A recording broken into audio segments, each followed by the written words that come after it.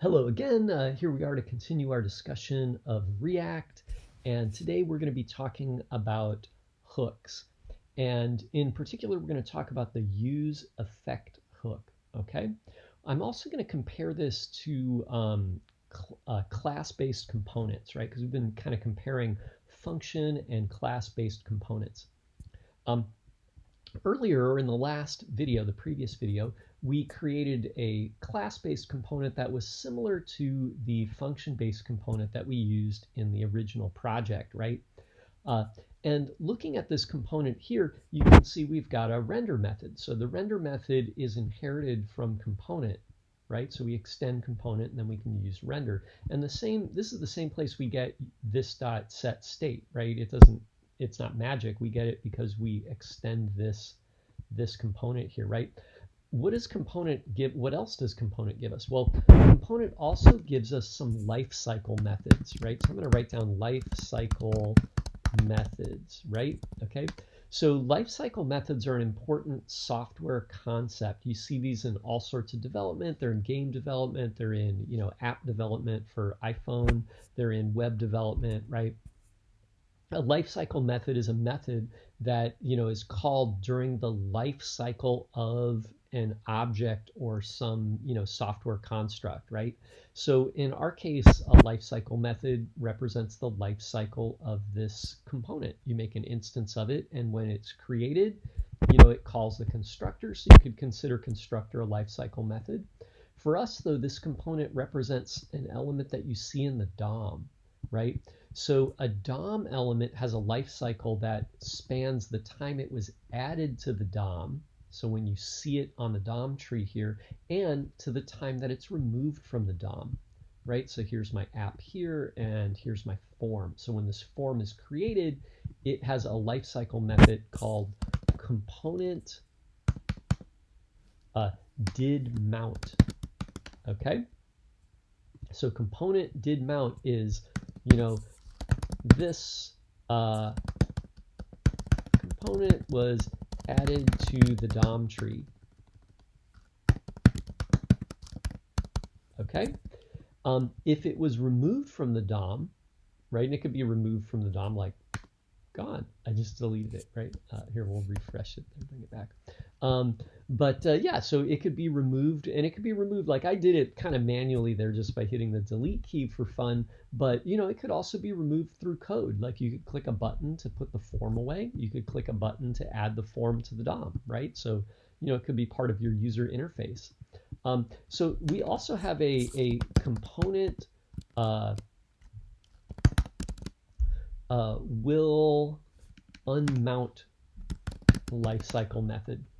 So this is this component will be removed from the DOM tree.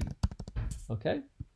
So why would you need this, right? If it's going to be removed and it's going to be gone, like why even do anything? Well, if there was some code in here that was running, like let's say it was doing a timer, you added event listeners, you had some asynchronous code that was doing something in the background, you might want to stop that code, because just removing the component from the DOM tree doesn't necessarily remove the code that's running in the background. So any event listeners still exist, right? Any timers are still running, even if the endpoint for the timer it doesn't exist anymore. So not only could that cause errors, it could also create or eat up your computing resources, right? So it could eat up processor time, right? So here, if we're added to the DOM, we might do something like start a timer.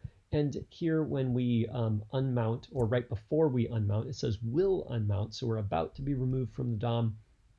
Here we might stop our timer, okay, and clean up after ourselves. So how do we handle these two things with a hook in a class or in a function-based component, right? So I'm going to go up here and I'm going to import a hook from React called UseEffect. Okay, so they call it UseEffect because it's used to handle side effects. And the UseEffect hook is similar to the two lifecycle methods down here, but it is a little bit different. It's not exactly the same thing. in practical use, we can use it in the same way, but it doesn't do exactly the same thing. So what does it do then, right? Well, UseEffect allows us to do something anytime the function or the component renders. So anytime the component is going to run, we can run a UseEffect, okay? We can also only run the UseEffect when a state or property changes, okay? So when a state variable changes, we can run a UseEffect. And we can also run a UseEffect when the component is first created or when it's first mounted, okay, or first rendered, let's say, okay?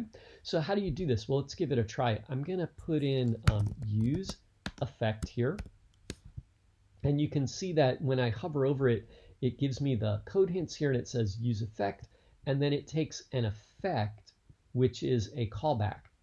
Okay, so it's kind of hard to read this, right? But it's basically all of this is one parameter up to the comma there. And then there's a second parameter called dependencies, right? So it's a list of dependencies. So the first parameter is a function. Second parameter is a list of dependencies.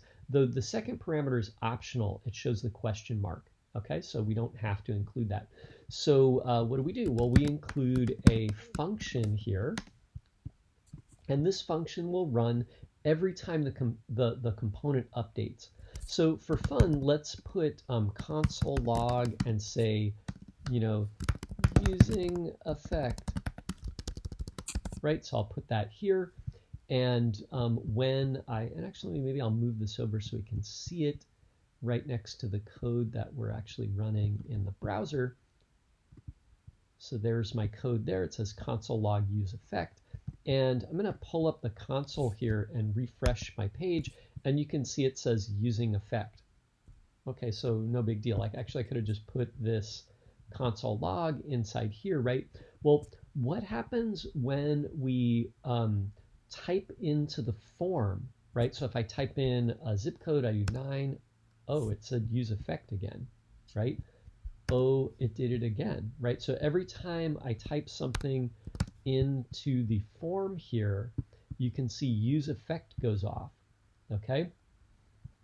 So what does that mean? Well, there's a couple things that's happening here, right? Every time I change the value that you enter for the zip code, what's happening is we're calling set zip and we're giving it a new value. And every time you call the setter function on a use state variable, right? You call the setter function here, like this one. What's going to happen is we're going to render the function again, or we're going to render the component function again, okay? And then UseEffect is going to run. Okay, so UseEffect runs again. So how is that useful, right? Well, what if we only wanted this UseEffect to happen one time, the first time the component was mounted? To make that happen, we're going to use the dependency list. So if I look at the function here and I select it, you can see it begins here and it ends at the curly brace. What I'll do is I'll put a comma here and I'll add a list onto the end, and you can see now it's code hinting me, it's showing me that that's the dependency list. And I'm going to leave it empty, right? So if I do that and then I refresh the page here, you can see it said use effect. So this code ran the first time the component was added to the DOM, and then when I type into the field here like 90210, you can see that it's not saying use effect each time. So really, this code only ran one time, even though the component here is rendering multiple times. So I rendered the component like 5 or 6 times, right? Every time I hit a character in the field here, it rendered again, right? And it rendered the first time, but here this code only ran one time, right? So there's UseEffect, right? Let's talk a little more about this, right? So how could we use this in an interesting way? What if we wanted to load the weather data, right? So we load the weather data when you submit the form, right? So there it is, right? But what if we wanted to load a default location and always have that show up right when the component loaded? So that way it never was blank like this, right? So we could do that by dispatching an event inside of our UseEffect, right? So maybe here I'll call dispatch, I'll say let's load the weather, and maybe instead of the zip here, I'll do 90210. So we'll load the zip code for Beverly Hills. I'm going to pass that in as a string. And then you can see here when I refresh the page, the UseEffect goes off one time and the weather is loaded once, right at the beginning. Now, without the square brackets here, if I was to start typing into the field here, what would happen is just hitting the 9 there would have caused this to load again. And I'm saying again, without this thing, we would have loaded the weather for Beverly Hills. And then if I typed in 4 like this, then we would have loaded the weather for Beverly Hills again, right? So every time I'm typing here, right, it's causing the component to render, and UseEffect is allowing us to do something at that time if we want, or to only do it one time, right, in the case of the dependency list.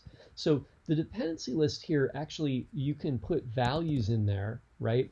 And I'm going to comment this thing out for a moment here.